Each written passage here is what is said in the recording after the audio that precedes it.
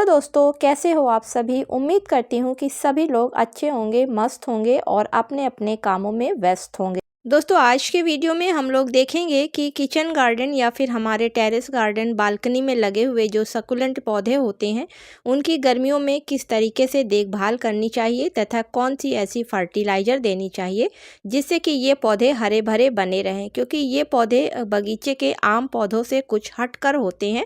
साथ ही साथ ये काफ़ी महंगे भी पौधे होते हैं और सही जानकारी ना होने की वजह से इनको हर तरीके की फर्टिलाइज़र अगर दे दी जाती है तो ये पौधे अक्सर खराब हो जाते हैं। जितने भी सकुलेंट्स पौधे होते हैं वो सभी इंडोर और आउटडोर पौधों से काफ़ी अलग होते हैं।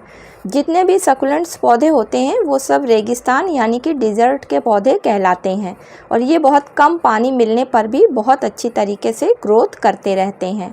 इन पौधों को किसी भी चीज़ की ज़्यादा ज़रूरत नहीं पड़ती है, ना तो फर्टिलाइज़र की और ना ही इनको पानी मिट्टी की ज़रूरत पड़ती है।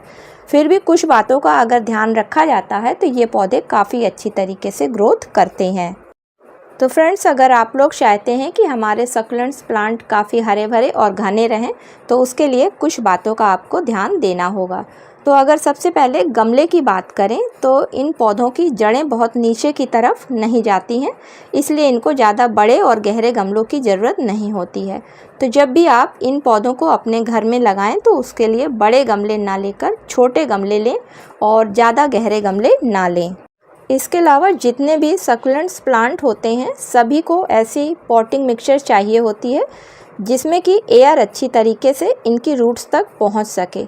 इसलिए फ्रेंड्स, जब भी इनके लिए आप मिट्टी को तैयार करें तो उसमें बालू, परलाइट या फिर कोकोपीट ज़रूर मिट्टी में मिलाएं, तभी इन पौधों को लगाएं। अगर इस तरीके से आप पौधे लगाते हैं तो आपके पौधे बहुत अच्छी तरीके से ग्रोथ करेंगे।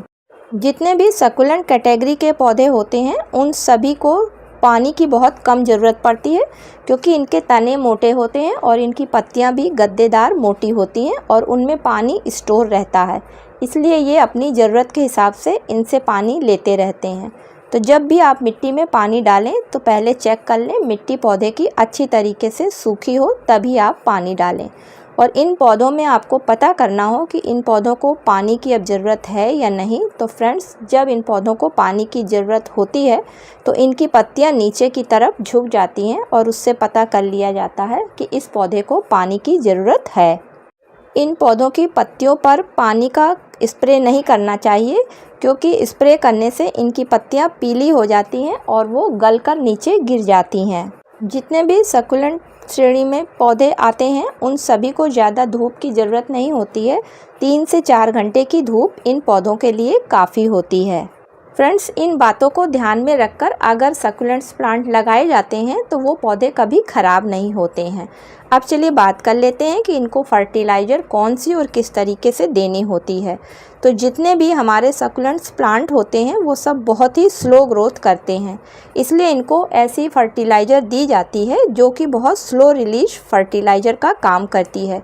तो उसके लिए आप NPK 10-10-10 या अगर आपके पास वो नहीं है तो NPK 19-19-19 फर्टिलाइज़र दे सकते हैं, क्योंकि फ्रेंड्स ये दोनों ही जो फर्टिलाइज़र होती हैं वो इन पौधों पर बहुत स्लो रिलीज फर्टिलाइज़र का काम करती हैं और इन फर्टिलाइज़र में नाइट्रोजन, फास्फोरस और पोटेशियम बराबर मात्रा में पाया जाता है। तो पौधे पर इस फर्टिलाइज़र को देने से पहले इसका एक सॉल्यूशन तैयार करना होता है। तो उसके लिए फ्रेंड्स आप 1 लीटर साफ़ पानी ले लें और उसमें अगर आप NPK 19-19-19 ले रहे हैं तो 1/4 चम्मच डाल लें, और अगर आप NPK 10-10-10 ले रहे हैं तो आधा चम्मच 1 लीटर पानी में डालना होता है।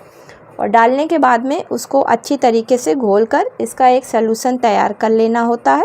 और उसके बाद आप अपने जो भी सकुलेंट्स प्लांट्स हैं उनमें गमले की साइज़ और पौधे की एज के हिसाब से मिट्टी में इसको 100 से 200 ml तक के देना होता है एक बार में।